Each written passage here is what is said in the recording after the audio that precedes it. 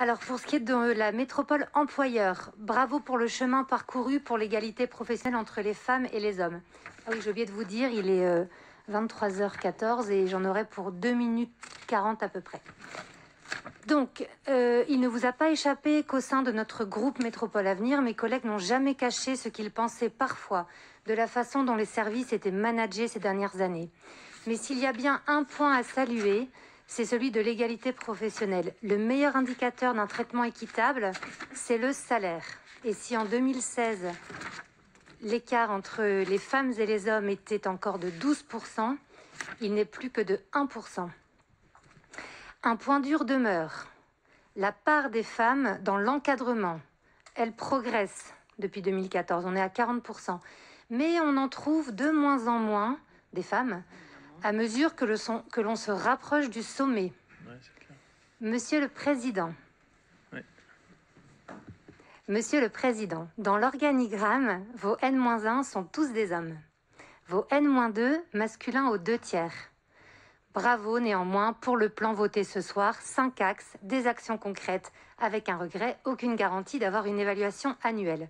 En fait, à la lumière des progrès accomplis dans les services de l'AMEL, donc l'AMEL en tant qu'employeur, nous on avait envie de porter une alerte sur les élus.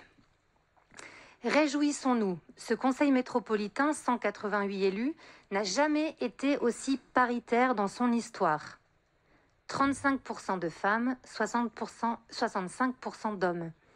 Nous sommes 3 fois plus nombreuses qu'il y a 20 ans. Mais vraiment, vraiment, pas de quoi pavoiser. L'AMEL est aujourd'hui la métropole dont le conseil est le moins féminisé sur les 20 métropoles françaises. Bon dernier, nous sommes bon dernier. Alors si vous m'écoutez, vous êtes sans doute beaucoup à vous dire à cet instant même que c'est la faute au territoire. 95 communes, petites, rurales, plus de 80% avec un homme à leur tête. Bref, la faute au scrutin. Il est 23h16, on ne va pas le révolutionner ce soir. Alors on fait quoi?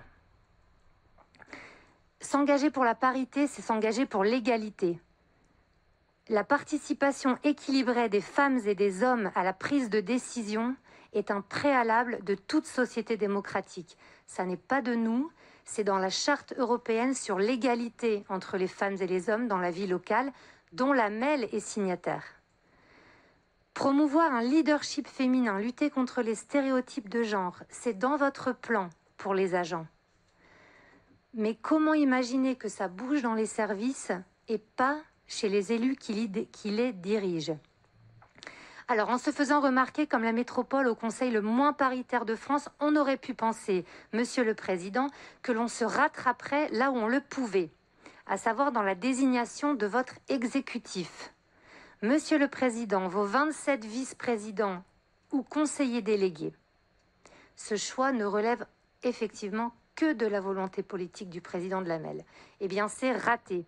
C'est un fait et c'est la double peine. Les femmes ne sont qu'un tiers dans l'Assemblée et comme si cela ne suffisait pas, elles ne sont plus qu'un sixième dans l'exécutif.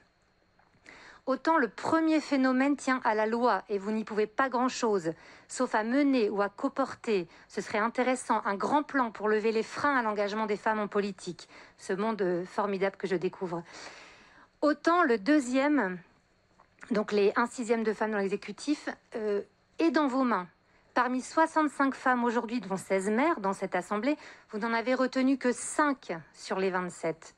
18%, un exécutif féminin à 18%. Dans leur exécutif, les métropoles de Strasbourg, Montpellier, Bordeaux dépassent les 50% de femmes. Nous sommes avant-derniers ici dans ce classement. Ce que nous aurions dû viser, c'est un exécutif au moins aussi paritaire que son assemblée d'élus. Que dirait-on, chers collègues? Que dirait-on, que penserait-on d'une démocratie, d'un gouvernement qui n'aurait qu'un 6e de femmes ministres? Quand en 2014, notre collègue Stéphanie Ducruet avait souligné le peu de place faite aux femmes dans l'exécutif, vous l'aviez justifié, Monsieur Castelin, par le faible nombre de maires femmes. Cette année, le nombre de maires femmes a augmenté. La part des femmes dans l'exécutif n'a pas bougé d'un pouce.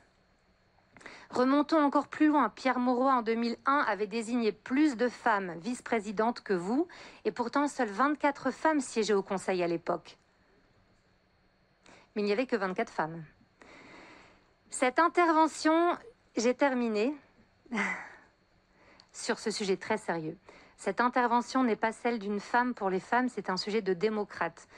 La charte que vous avez signée, dont j'ai parlé tout à l'heure, dit que les signataires, dont l'AMEL est, doivent prendre toutes les mesures, toutes les stratégies pour promouvoir une représentation équilibrée des femmes et des hommes dans toutes les sphères de la prise de décision.